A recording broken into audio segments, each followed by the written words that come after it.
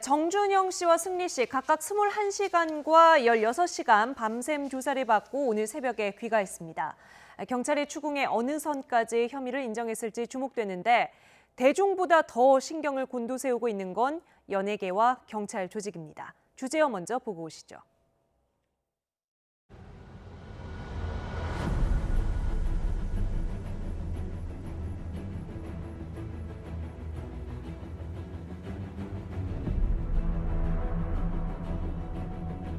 조사 성실히 솔직하게 진술했습니다. 현금폰에 대해서도 다 있는 그대로 다 제출하고 풀이를 일으켜서 정말 죄송합니다. 경찰총장이 누구예요?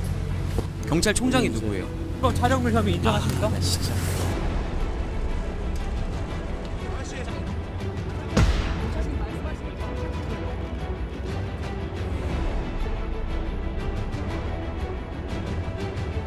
오늘도 성실히 조사를 마치고 나왔습니다. 정식으로 병무청에 입영 연기 신청을 할 생각입니다. 마지막까지 성실하게 조사받는 모습 보여드리도록 하겠습니다.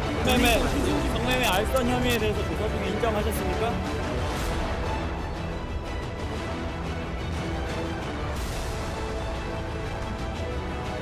오 씨가 경찰총장과 문자하는 걸 봤는데 이런 식의 얘기가 있거든요.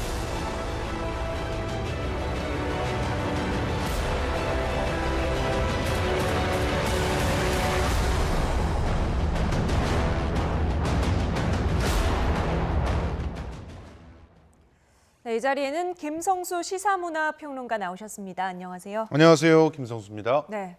일단 지금 이 시점에 가장 궁금한 것부터 이야기를 해보죠. 예. 저희 주제어 영상에도 계속 등장을 합니다만 이들의 카카오톡 대화방에 등장하는 경찰총장이라는 사람 예. 어느 정도 특정이 된 겁니까? 지금 총경급 인사 조사를 받고 있다 그러던데요. 예, 그렇습니다. 윤모 총경으로 지금 특정이 되어서 휴대전화도 자진해서 네. 제출을 했고 지금 현재 조사를 하고 있는 그런 상황으로 알려져 있습니다.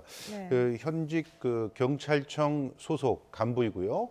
그리고 참고인으로 소환 조사되어서 지금 이 사람이 어제 그러니까 14일 날 네. 수사를 하는 과정에서 특정이 된 그런 사람으로 지금 현재는 알려져 있습니다. 네, 지금 그러니까 그런데- 연예인들 조사하는 과정에서 예. 누구라고 이야기가 나온 거군요. 그렇죠. 그런데 지금 조금 의혹이 남아 있는 것은 이제 그때 사건, 그러니까 최종훈 씨의 그 음주운전 사건을 무마했다 이렇게 나오고 있잖아요. 예. 그러면 그때 당시에 경찰서장보다 높은 급이다라고 하는데 이 총경이라고 하는 그런 위치가 사실은 경찰서장급이거든요. 네. 그러면 그때 당시 총경이었냐? 그렇지는 또 않단 말이죠. 네. 그러니까 그때 당시에는 사실은 경정이었다가 이제 승진을 하면서 총경이 네. 됐기 때문에 이 부분을 좀 따져볼 필요들이 있는데 네. 그렇기 때문에 지금 현재 총경이라고 하면서 경찰서장보다 예. 높았다라는 그런 언급과 서로가 맞는 것인가? 이 부분에 네. 대해서 좀 따져볼 필요가 있습니다. 지금 저희가 뭐 경찰 계급을 조금 알기 쉽게 띄워드리고 있는데요. 예. 그러니까 2015년 강남경찰서에 강남경찰서에 재직을 했는지는 모르겠지만 어쨌든 재직 당시에 재직, 강남 예. 경찰서장보다 높았다라고 이야기를 하지만 사실은 그때는 총경은 아니었다라는 말씀이시고. 그렇죠. 그러니까 그때 당시에 경찰서의 과장이었을 가능성이 상당히 높고 네, 그리고 경정이었을 가능성. 이제 과장이면 이제 또 전체 유흥업소의 수사나 이런 것들을 담당할 수가 있어요. 예. 그렇기 때문에 이제 직접적인 힘이 있었을 가능성들은 상당히 높습니다만 네. 그런데 분명히 경찰서장보다 높다 이런 식의 언급이 나와가지고 네. 이 부분에 대해서 좀 또 수사를 통해서 또 꼼꼼하게 좀 따져봐야 될 필요들이 남아있는 네. 그런 상황입니다. 지금은 총경급 인사라고 합니다. 총경급이라고 하면 일선 경찰서장이나 경찰청, 지방경찰청의 과장 정도 되는 그렇죠. 직급인데요. 강남 경찰서장보다 높다라고 했으니까 높든지 낮든지 서장은 아니었을 것이고. 아니, 그런데 이제 그런 것 같아요. 이제 경찰서장보다 6급이라고 얘기한 것은 이제 공익 제보를 한 방정인 변호사가 한 얘기이기 때문에 네네. 예. 저 안에서 금위와 이제 연관성을 찾을 수는 없다고 네. 봐요. 이제 추측을 한 것이고 그러면 그 카톡에 나온 이야기가 총장이라고 했잖아요. 네. 맞아요. 그러니까 아마 경찰총경. 그러니까 직책을 보면 지금 문제되고 있는 윤모 총경이 윤모 과장이죠.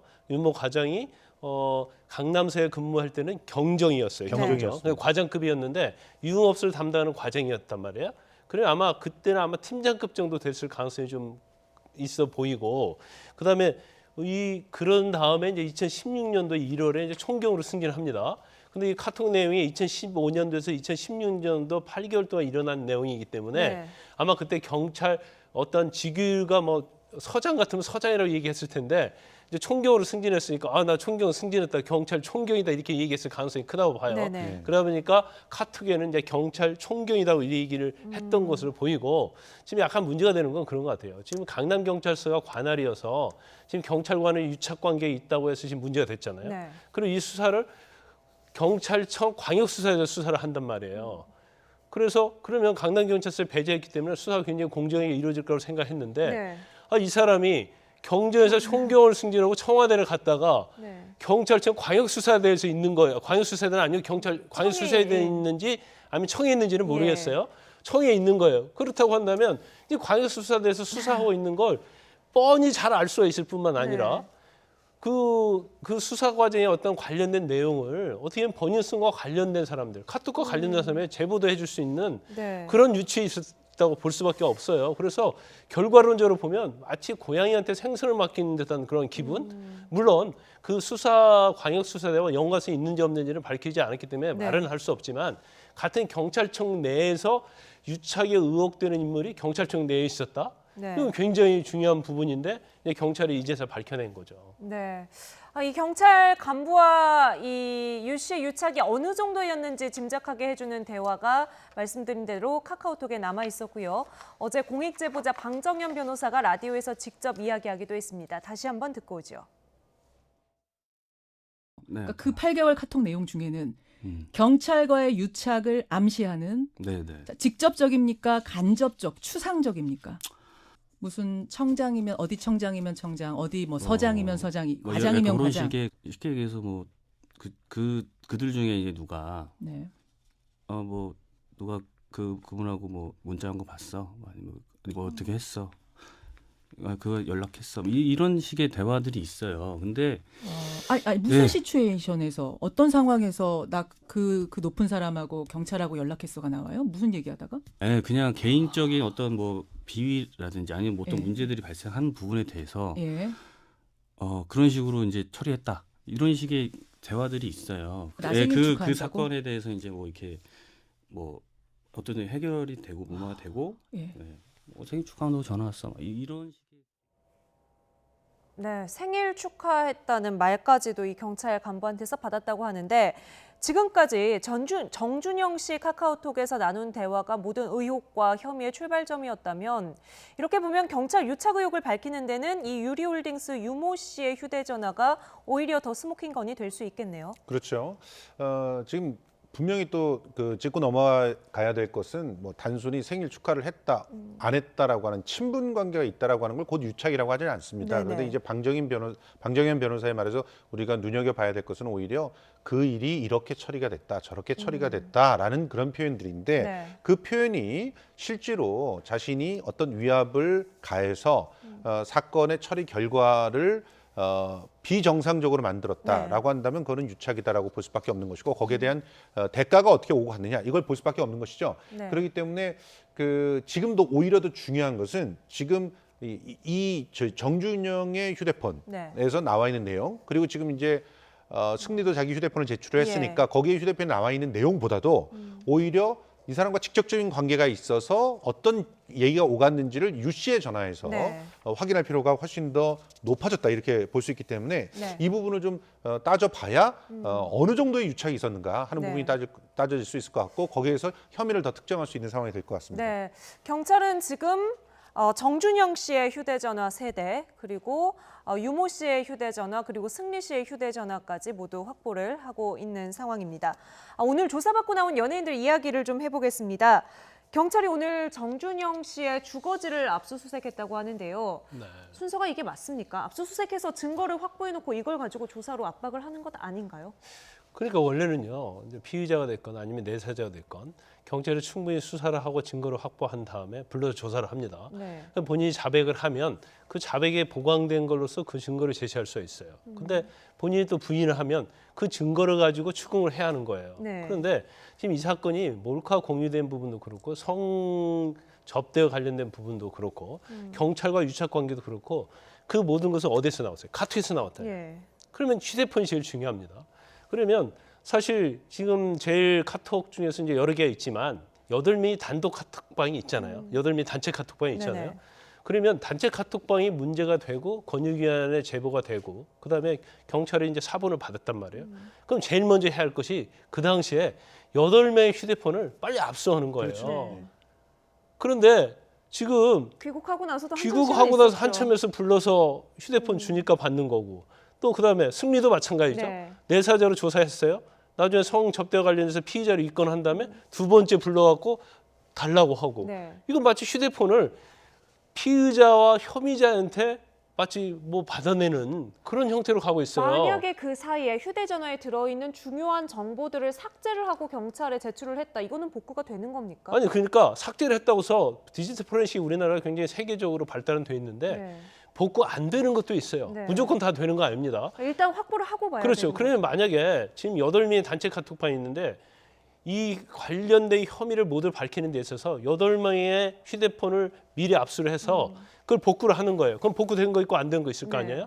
그러면 이걸 크로스 체크를 하면 이게 모든 것을 밝혀낼 수 있단 말이에요. 네. 근데 그걸 일단은 하지 않았어요. 그리고 이제 와서 뒷북치듯이 뭐 정준영 씨 같은 경우도 만약에 미국에서 오기 전에 네. 뭐 집에 대해서 압수수색을 하든지 아니면 공항에서 휴대폰을 받든지 네. 그런 걸 해야 하는데 전혀 그러지 없었죠. 않고 그냥 마지못해서 받는 그런 신용을 하고 있고 또 여론이 또 언론이 앞서가면 언론을 따라가서 막 수사를 한다는 거예요. 그럼 과연 이게 경찰이 제대로 수사를 하고 있는가? 네. 이 부분에서 정말 아무리 수사를 모르는 사람이다 할지라도 네. 이건 이해가 가지 않는 부분이 상당히 있는 거죠. 네. 하나만 더 추가해서 말씀드리면 압수수색을 주거지나 혹은 휴대전화를 하지 않고 맨 처음에 디지털 포렌식 회사를 압수수색을 네. 했어요. 그러니까 이런 부분들이 석연치 않다라고 자꾸 의문을 던질 수밖에 없게 하는 행보다 이렇게 볼 수 있는 거죠. 네. 지금 이 카카오톡 대화방 안에서 계속해서 새로운 연예인들의 의혹이 터져 나오는데 연예계에서도 매일매일 해명, 또 사과, 은퇴 이런 것들이 반복이 되고 있죠. 그렇습니다. 지금 뭐 그 이종현 씨, CN블루의 이종현 씨 같은 경우도 이미 시인을 하고 그리고 회사에서도 다 그 공개적으로 사과를 했죠. 구체적인 대화 내용까지 나왔죠. 그렇습니다. 지금 저 대화의 질이나 또 저기서의 인식이나 이런 것들을 보면은 사실은 그 우리 그 엔터테인먼트 회사의 네. 모든 시스템들이 다 이번에 점검이 돼야 될 그런 상황이에요. 네. 그러니까 이들이 사실은 연습생 시절에서부터 충분히 공적인 그런 공공성에 대한 어떤 교육이라든가 네. 인간에 대한 배려라든가 이런 것들에 대한 그 제대로 된 교육이 있었는가를 의심할 수밖에 없는 상황들이 자꾸 저렇게 노정이 되고 있고 네네. 그리고 그 외에도 지금 보면은 엔터테인먼트 산업에서 중심을 차지하고 있다고 볼 수 있는 방송이 지금 정준영 씨가 아주 심각한 문제 때문에 그 2016년에 기소가 됐다가 네. 무혐의 처분이 됐더라도 너무나 빠른 시일에 그 방송이 다시 복귀할 수 있게 해줬잖아요. 네. 그래서 이제 와가지고 그거를 무기한 그것도 공영방송에서 그런 선택을 했었기 때문에 네. 무기한 제작을 갖다 중단한다고 하더라도 이전의 과오들을 씻을 수 없는 상황이 돼버렸어요. 그래서 우리 사회가 전반적으로 지금 현재 이대로 이런 방식으로 연습생들을 육성하고 네. 스타를 만들고 그리고 그들을 갖다가 활용하는 그런 시스템을 유지해서 되는가? 전체가 만나서 공공의 영역에 네. 이들에 대해서 충분히 그 어떤 인문학적인 소양과 또 사회에 대한 책임들을 가르칠 수 있는 그런 네. 공간들이 있어야 되지 않는가 하는 그런 문제 제기를 하는 그런 네. 시점이 되고 있습니다. 카카오톡 대화방에서 그런 영상 본 적 없다라고 해명했던 많은 연예인들이 본 것이 맞고 부적절한 대화를 나눴다, 사과를 했고요. 영상만 본 줄 알았던 연예인도 그 영상을 본인이 직접 올리기도 한 지금 그런 사례들까지도 계속해서 나오고 있습니다. 뭐 팬과 대중의 실망감, 연예계에 대한 이제 못 믿어온 마음들이 생기는 거는 말할 것도 없고요. 승리는 입영 날짜를 연기를 해서라도 좀 조사를 성실하게 받겠다. 오늘 조사받고 나오면서 기자들에게 그렇게 이야기를 했는데요. 뭐 물론 억지로라도 연기를 해달라 이런 국민 청원까지 올라오고 있는 상황이긴 합니다만 병무청에서는 어떻게 결정할까요? 일단 뭐 입대가 25일 얼마 남지 않았습니다. 하지만 이제 경찰의 수사가 진전이 없고요. 그러면 그대로 이제 만약에 입대를 하게 되면 결국은 공조수사할 수밖에 없어요. 근데 공조수사는 한계가 있습니다. 네. 더군다나 승리 씨가 군에 있기 때문에. 그런데 지금 사실 뭐 군 입대를 입영을 연기할 수 있는 사유는 명백하게 없어요. 네. 없지만 뭐 여러 가지 나열을 하고 있죠. 이제 그 중에서 제일 중요한 부분이 승리 씨가 범죄와 관련이 있으니까 뭐 구속이 된다거나 하면 당연히 연기가 되겠죠. 하지만 네. 끝 부분에 보면 부득이한 사유가 있는 경우에는 입영 연기를 할 수가 있어요. 그것은 제가 볼 때는 병무청에서 좀 대승적 결단을 해서 네. 이걸 부득이한 사유로 볼 수 충분히 있는 거 아닙니까? 그래서 병무청에서 입영 연기만 해주면 경찰이 수사하는 데는 뭐 아무런 지장이 없다고 이렇게 봅니다. 그리고 네. 경찰이 좀 더 수사의 속도를 내야 한다고 봐요. 네. 정준영 씨, 승리 씨, 뭐 꽤 오랜 시간 밤샘 조사를 하고 나오긴 했습니다만 여러 가지 압수수색이라든지 핸드폰을 가져가는 시점에 있어서 의문스러운 점들 완전히 풀리지는 않은 것 같습니다. 오늘 라이트 포커스 여기까지 이야기 나누죠. 지금까지 김광삼 변호사, 김성수 평론가와 함께했습니다. 두 분 오늘 말씀 감사합니다. 고맙습니다.